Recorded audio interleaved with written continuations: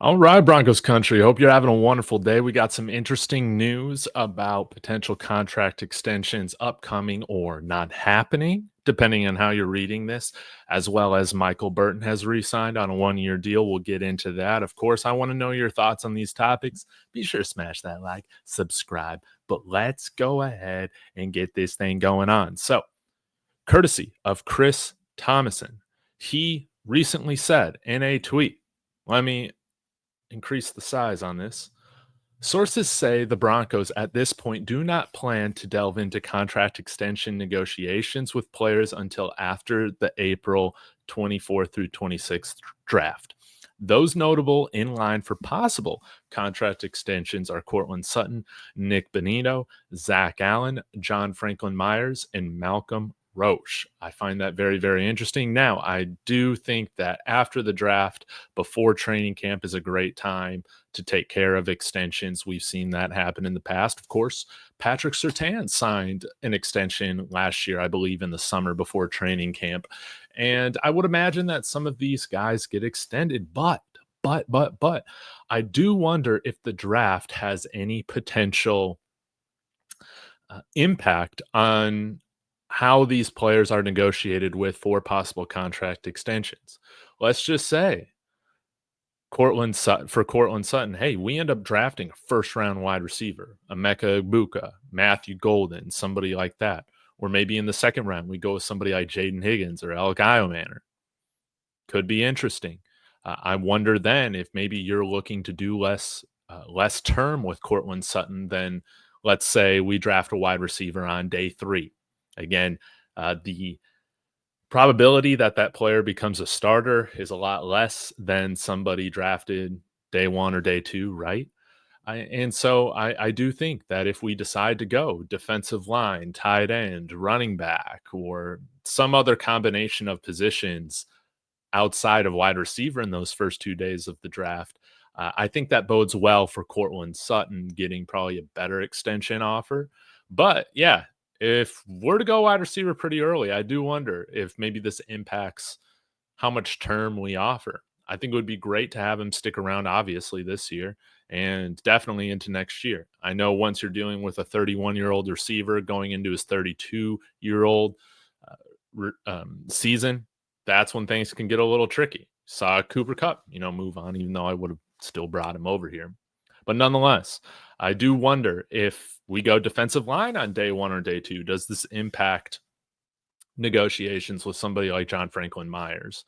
Luckily, on Bo Nix's contract, or because of Bo Nix's contract, we're able to probably extend these guys, all of them, if we truly want to, and still draft to have incredible depth at some of these positions.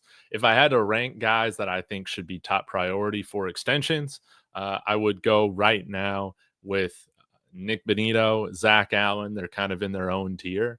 And then after that, probably fitting in Courtland Sutton and John Franklin-Myers into their own tier, and then Malcolm Roach after that. We'll see if Malcolm Roach is willing to re-sign as kind of a part-time player type of deal, but I would imagine that he wants to get himself a really nice payday. Again, if we don't draft a nose tackle, that probably bodes well for somebody like Malcolm Roach, right? If we don't go D-end, that probably bodes well for Zach Allen, John Franklin-Myers. But I do wonder if the draft is going to impact term. So we'll see. We shall see. Guys, I want to know your thoughts. Who is at the top and bottom of your priority list with these names?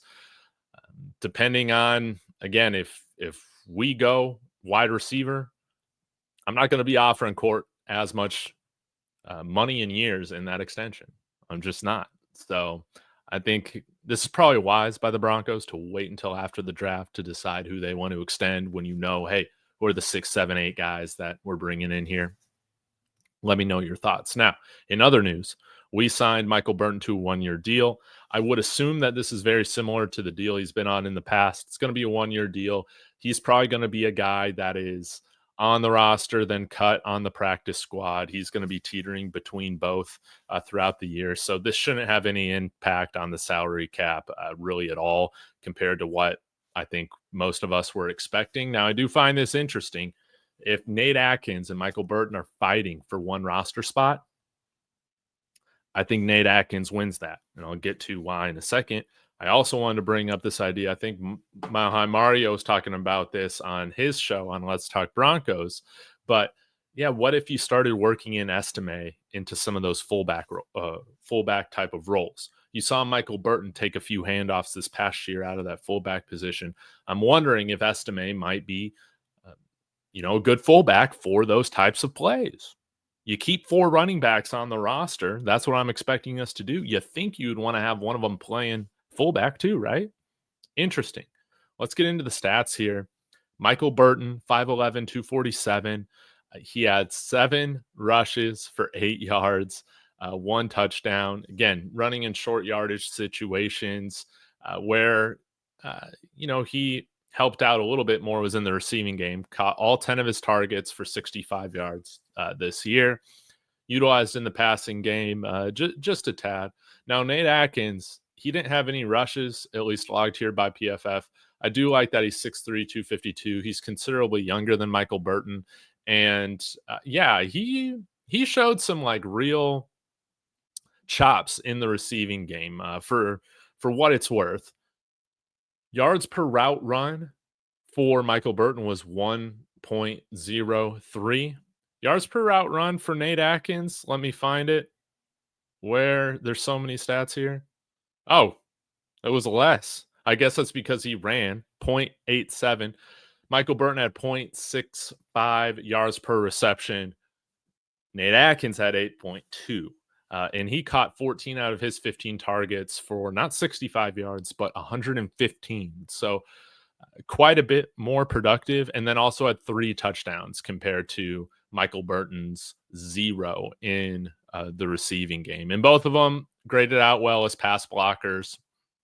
I think fine in the run as well. So, I would imagine Nate Adkins probably starts the year as this fullback, as the Broncos starting fullback. But hey, who knows? Maybe we choose to use those elevations with Michael Burton first, and then we kind of move on to Nate Adkins or Audric Estime. But that's just kind of how I see things going.